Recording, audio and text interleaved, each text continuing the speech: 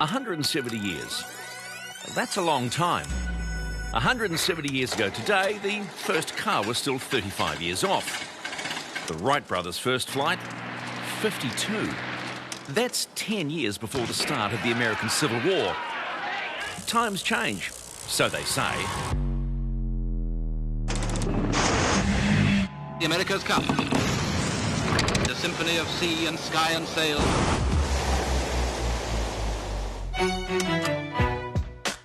170 years ago, the oldest trophy in world sport was won for the very first time.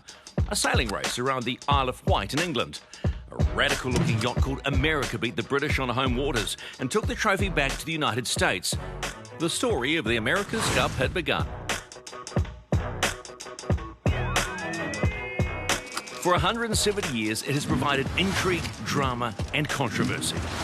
I'm sailing a cat. Somebody else is sailing a dog. In equal measure. Imagine if these guys lost from here. What an upset that would be. This, the 36th edition, will be no different.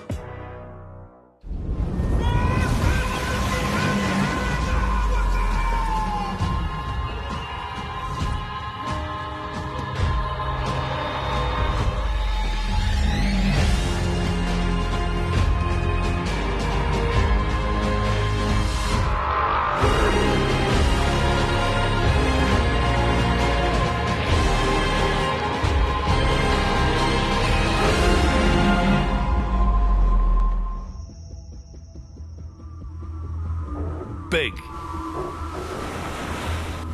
powerful, fast. This is the America's Cup like never before.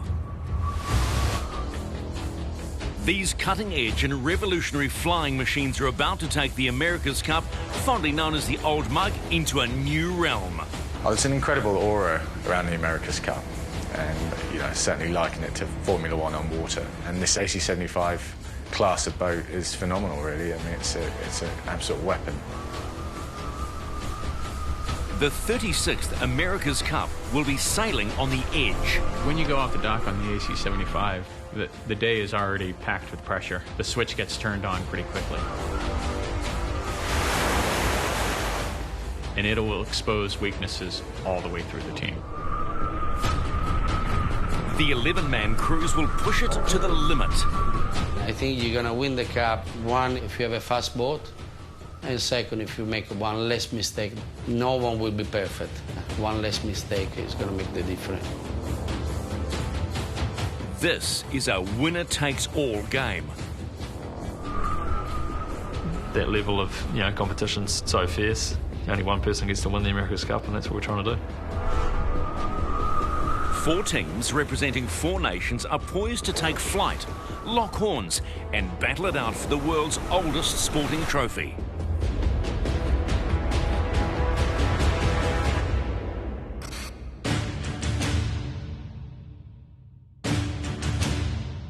The challenger of record is Italy's Luna Rossa Prada Pirelli team. You get addicted. And I've been lucky because this will be my 7th Cup. I won the Cup twice. I went in the final many times. And my next dream is try to win the Cup for Italy. The emotion to drink from the Old Mug is unique and is impossible to describe until you're not there.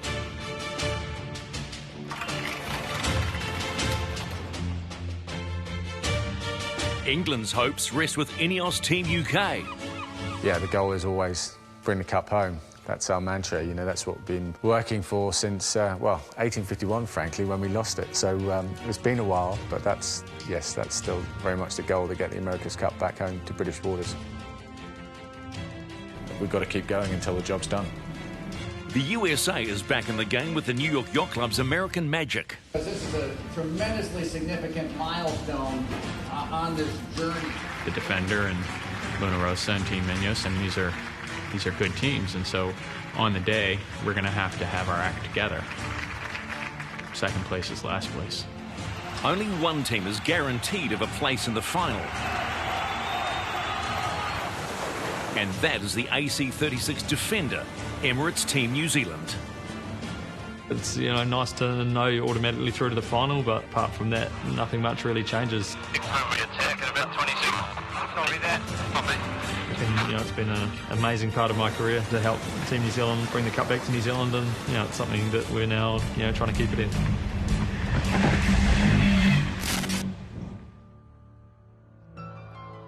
One of the undisputed stars of the regatta is the boat, the AC-75. The America's Cup has always been a design competition, as much as it's a sailing competition. Innovation never stops. Absolutely, the impossible is possible.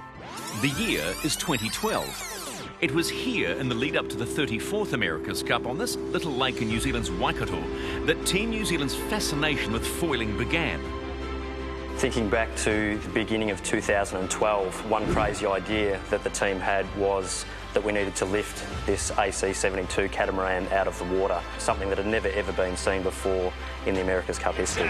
And we're on our way, ripping downwind, both boats up on the foils. What an amazing start to this first race. Basically, we got on the water, we didn't have any sails, we towed the boat with a ski boat. We learnt many, many lessons, both good and bad. Computer.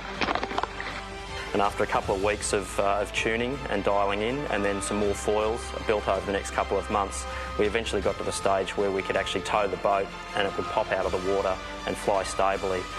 So like the hull sort of didn't want to fly and then drop quite as quickly as previous. Over. It was a pretty special feeling knowing that you were pioneering absolutely new ground and were part of such a special period of America's Cup history in the making, because ultimately we could see as a group that foiling was absolutely the future of the America's Cup. From those humble beginnings came the foiling catamarans that wowed fans of the America's Cup regattas in San Francisco and Bermuda. New Zealand who are flying up on their foils towards Mark 1 and already reaching speeds of 30 knots plus. But the AC-75 is next level. It's powered by the world's best sailors, many of whom are Olympians. The star-studded 11-man teams include a helmsman, One, batting away. sail trimmer, flight controller, and 8 grinders. The grinders produce the hydraulic power needed to run the sailing systems and are capable of generating more energy with their arms than most world-class sprinters and cyclists can do with their legs. They are the engine room, and the AC-75 is the fastest, most sophisticated monohull ever built. The principles which allow an AC-75 yacht to foil are basically the same principles that allows an aeroplane to stay in the air. So we've got an airfoil section on the foils, which is roughly the same cross-sectional shape as an aircraft wing, and the flow over the top of those foils is faster than the flow underneath due to the geometry of the section shape. That creates more pressure underneath, which lifts the 7.5 tons of the yacht and her crew. The AC-75 is a revolutionary concept. There's no keel. Instead, this foil cant system keeps it standing. The battery-driven hydraulic power unit supplies the energy to lift and lower the immensely strong and heavy foil cant arms. As the boat swaps tacks, the cant system is activated, placing one hydrofoil in the water and lifting the other one out, where it becomes ballast. It's pretty cool to see a thing working. It's pretty impressive to see that thing, like 4-meter arm and 1 ton at the end, going up and down that fast. The scale for sure is something that people have no idea about. They will realize when they will really see it. It's certainly impressive. It's all about going big and going fast, so I think it's a good thing.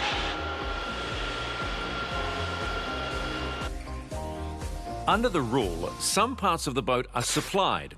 The list includes the foil cant arms, their hydraulics, and the rig, which combined with a twin-skin mainsail generates the power the AC-75 needs to foil and fly. A sail is effectively a wing that stands vertically. So instead of just a single mainsail that a conventional yacht has, we've got a twin or double-skinned mainsail, a D section at the front with the two skins coming aft, which gives a really efficient aerodynamic section, much the same as an aircraft wing. Developing a revolutionary concept is never easy.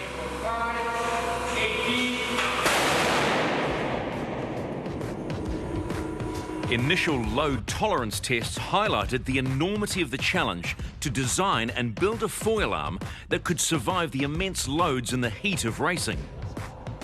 These AC-525 are absolutely extreme machines. They develop and they deploy a huge amount of loads. If you imagine, usually a normal car weighs around 1,000 kilograms. Here we are testing this board with the equivalent of 20 cars, and this arm is attached inside a boat in a space that is just 600 millimeters. So in 0.6 of a meter, this arm needs to react and withstand the equivalent load of 20 cars. At maximum working load, target on the line 13.5 tons going up. This one, that is the last test, is the one-off, one way, no way back. 1.5.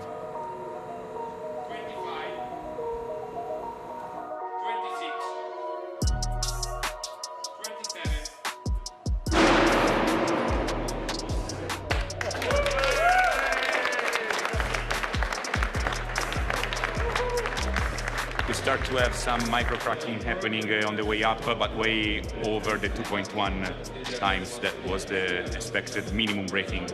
And so the bottom line is, we're good to go now? We're good to go. Yeah, we got an arm. Yeah, looking forward to see the AC-75 on the water now.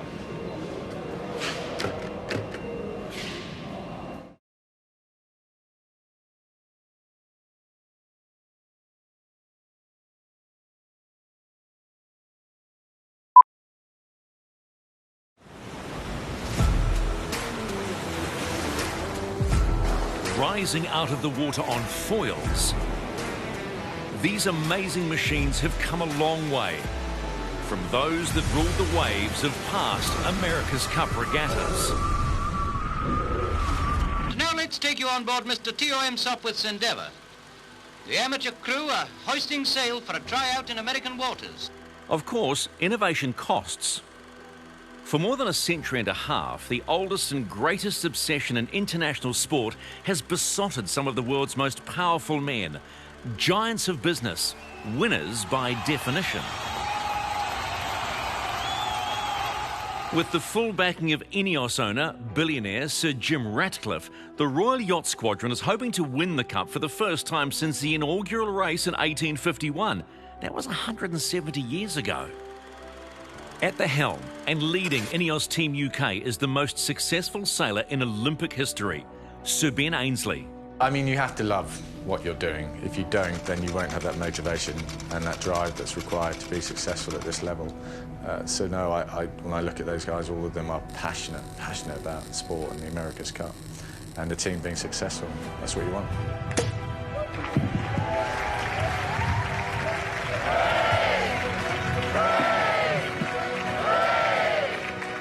You know, everybody's here with that same will to win, and that's what you want, you know, that fighting spirit.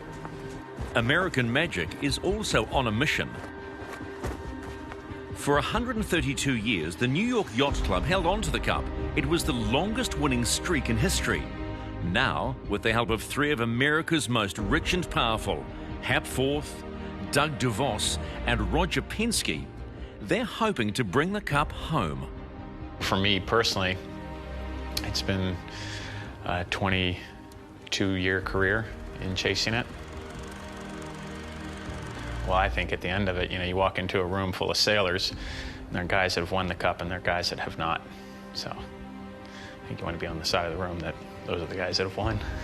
American Magic is the first Cup-class boat to represent the New York Yacht Club for more than 16 years. Is winning the Prada Cup good enough? It's part of the process. When we won the Louis Vuitton Cup in 2007, I went up and my family was standing right there, and my wife looked at me. She goes, "This is not what we came here for." And she's right. This is very much of a similar situation. It's part of the pathway to the America's Cup. When you walk into the foyer of the New York Yacht Club, and there's that table with the light beaming down that is the void of the America's Cup, it's only replaced by one thing.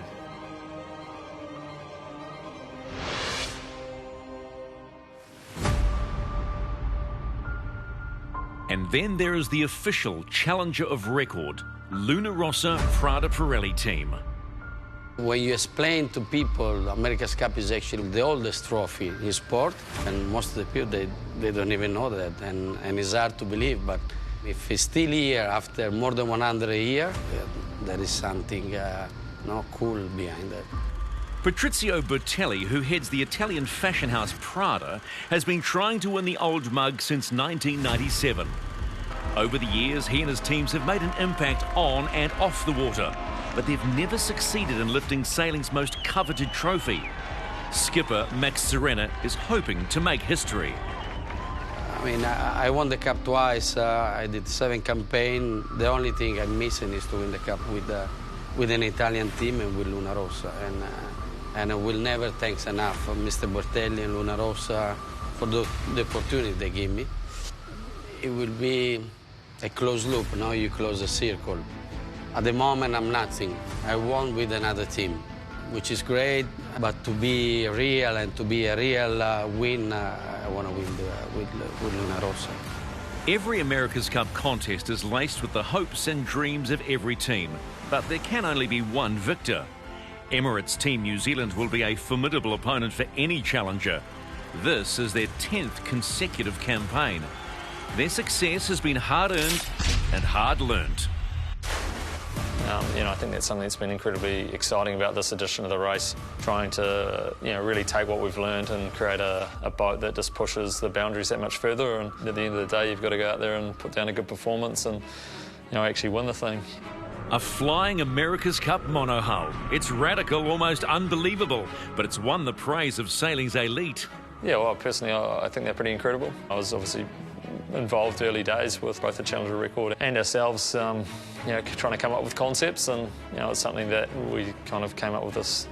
They really wanted a monohull, and we really wanted it to be high performance. So we've kind of ended up in a really good place, I feel. I think no one was expected to have such a fast boat. It's probably the most exciting boat I never been involved with. They are amazing. They are a cool machine. I think they're probably more complex than a Formula One car. The boat's incredible. The boat is an engineering marvel. It's most impressive upwind and 18 or 19 knots of wind speed, and the ability to sail double the wind speed in boat speed. I mean, it is truly an impressive piece of kit. We're pushing hard on the downwind legs in particular. The boat's on a bit of a knife edge, really, because of just the geometry of the foils and the side forces that we get with the rig. There's been some pretty impressive wipeouts so far, and we're really scratching the surface on the performance of these boats, so I'd expect more to come. This is Formula One on water. Nothing. 2, 1, up. Designed to fly. The boats and their 11-man crews will hit speeds of 50 knots. That's 100 kilometres an hour on water. If you're driving down your motorway at 100k an hour with your head out the window, you get a pretty good feel for the amount of air, coming over these boats, and always incredible to think a boat can be going that quick. Is when you are on board, the boat is so quiet, you don't have the feeling of going so fast through the water because you literally fly above the water. More people will be on top Everest this year than will sail on an AC-75. The two are very similar. There's a select group of sailors that have the capabilities to race one of these boats properly. I mean, it's a real privilege, frankly, to be able to sail on one of them. When you're going downwind at 40, 45 knots and you're on the edge, it's a big piece of kit to be at those sorts of speeds. When you do wipe out, you know about it. So it's a challenge, but an incredible amount of fun. And you've got to really be on your game to sail these boats to the limit. In this America's Cup campaign, each team is allowed to build 2 race boats.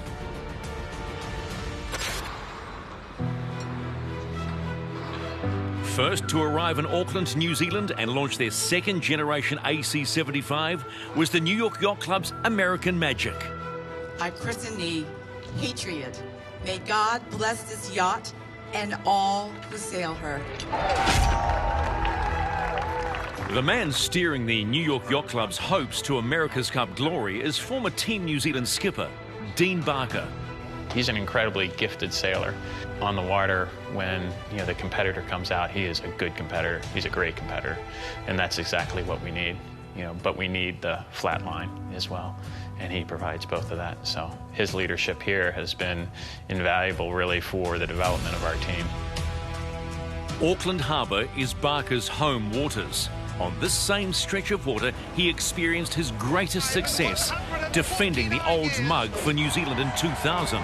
The boats are very, very cool. They go fast. They're pretty manoeuvrable. I think the racing will be great. We know we've got to keep getting faster because it's just the nature of these boats and this type of development sailing where what's good enough today won't be good enough tomorrow, and we have to develop in all areas.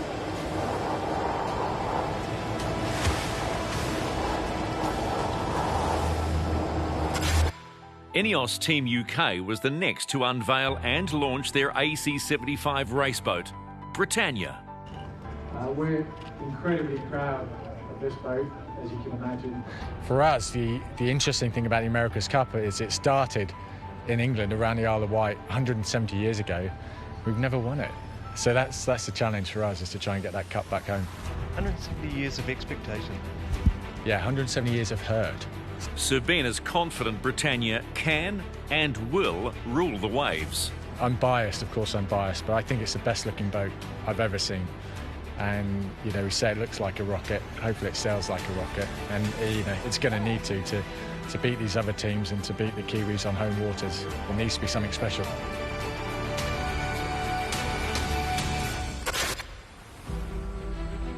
Luna Rossa Prada Pirelli team, the challenger of record, were the last to arrive in New Zealand and the last challenger to launch their raceboat.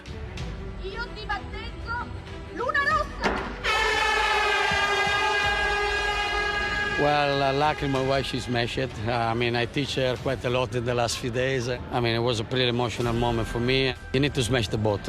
There is any other way to Christians the boat. The only way is to smash the boat, but it's tradition. You don't put so much effort just to take part in an event. So obviously our goal is to win the cup. We will do everything we can. Like American Magic, Luna Rossa Prada Pirelli team has looked down under for a helmsman and enlisted the help of Australia's Jimmy Spittle. But yeah, it's a real tough group here, no one's lacking anything. Everyone's got the money, the technology, the resource. There's no excuses. It's all going to come down to, the second boats. How quickly we can get on the water, how quickly we can get these boats operating at 100%, and who does the best job developing from now on. So it'll be a good series. Last to reveal their AC-75 was Emirates Team New Zealand. The defenders have a reputation for being innovative and creative when it comes to design. Their second-generation AC-75 didn't fail to shock or surprise. I named this boat Te Rehutai. May God bless her and all who sail on her.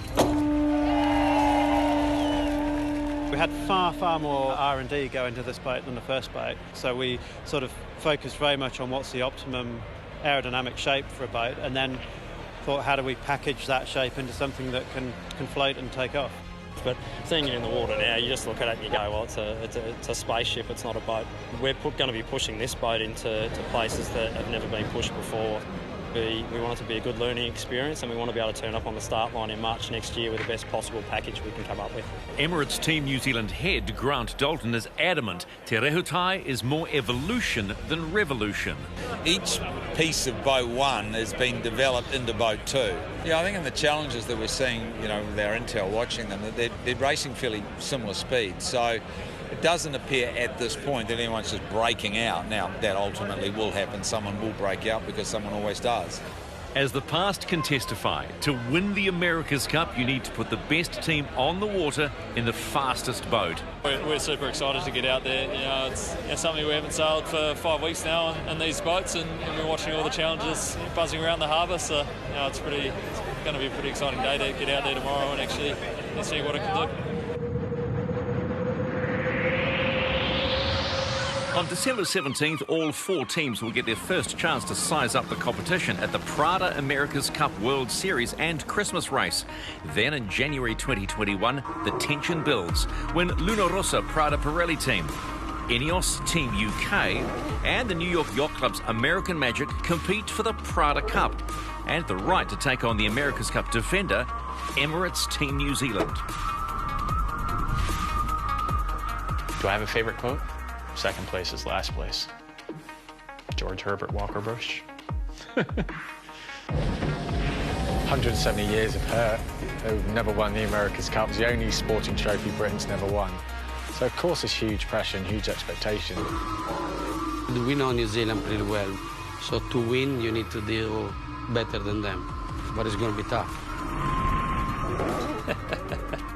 You know, there's nothing wrong with being a favourite, you know, but at the end of the day, you've got to go out there and put down a good performance and, you know, actually win the thing.